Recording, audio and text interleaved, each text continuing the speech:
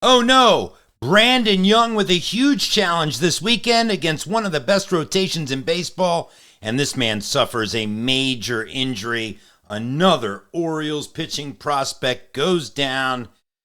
Hello, everybody. I'm Jon Leiberman. This is Orioles Digest. Yes, we should be celebrating because we won a close ball game last night. But this weekend, we will face arguably the best pitching staff starters in all of baseball. We're going to get to that in a moment. We're going to get to two more injuries down on the farm, which again hinder the Orioles' depth. And a lot of the news isn't good, to be honest. And if you're David Rubenstein right now, you're searching high and low, hopefully for answers. Please like, subscribe, do all of the things. We're going to be with you all season long talking about the birds.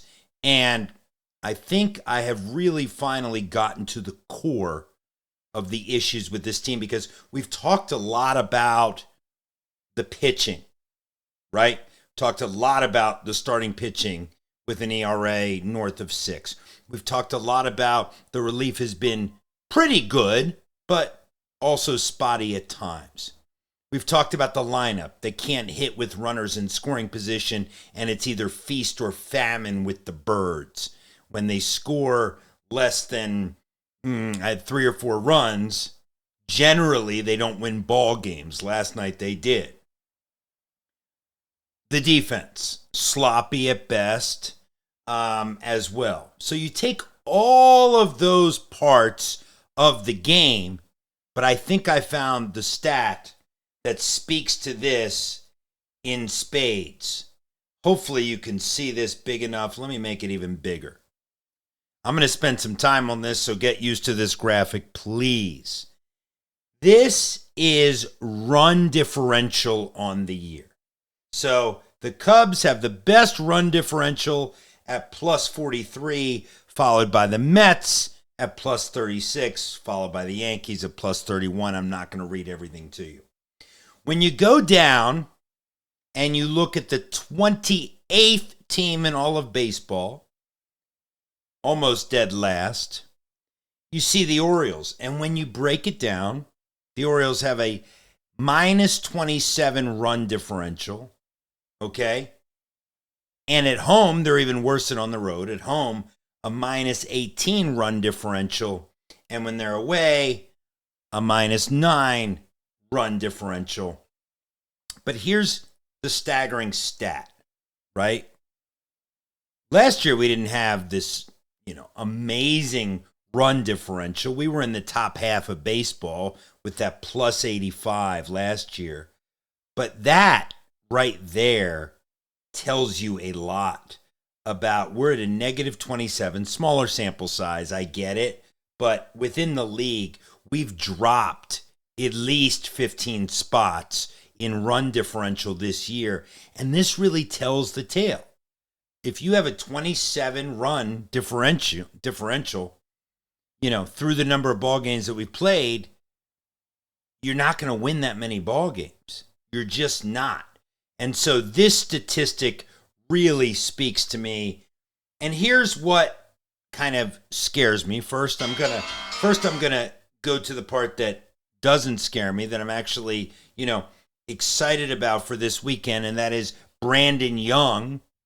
You all know that I've been a big Brandon Young fan. Yes, he has a 6.75 ERA. His first start I saw in person. I was fairly impressed with him. I felt like he had some poise. He didn't get out of the 4th inning, I don't believe. Might have been 5th. But tonight's his second start. So we'll see, now that he's hopefully settling into the bigs, we'll see how he does. Here's the bad news. Here's who he's up against.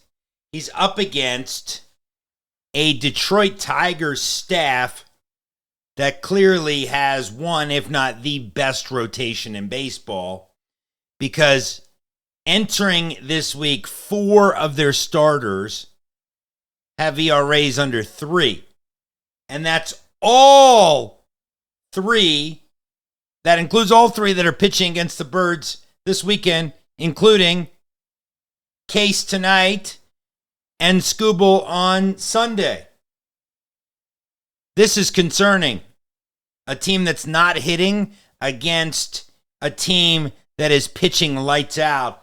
That is where I'm concerned. And that's just one area of my concern. Brandon is going to have to pitch an amazing game, I believe, tonight. But this is where more of my concern comes in. And I am simply going to get to the "Oh no" segment of the broadcast. And what does "oh no" mean in this particular episode? Well, we have had a very, very tough few weeks, month, 6 weeks when it comes to injuries in the bigs. Well, now you can add a couple more. First, we found out one of the O's top 10 prospects, Keeler Morph, is going on the 7-day injured list with a finger sprain. Okay, that was that. But now another has popped up. This time, the injury is to this man. And you may or may not know, Justin Armbruster, but he is and definitely does fall under the "oh no" category, because this is a guy who now has to undergo surgery on his lat, and it's a long recovery. It could take anywhere from 2 to 5 months. And he's been developing at AAA. He's been getting better. This is a guy that could have been up to the bigs later this year.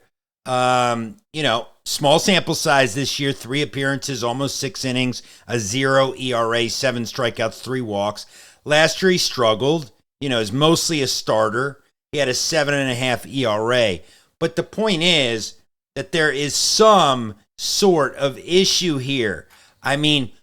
So many injuries to the baby birds down on the farm, the pitching staff here up at the major league level. And the problem is when you go into series like the ones with the Tigers, now you have to rely on A, a depleted pitching staff to try and hold the Tigers down, but B, a struggling offense going against a top pitching staff.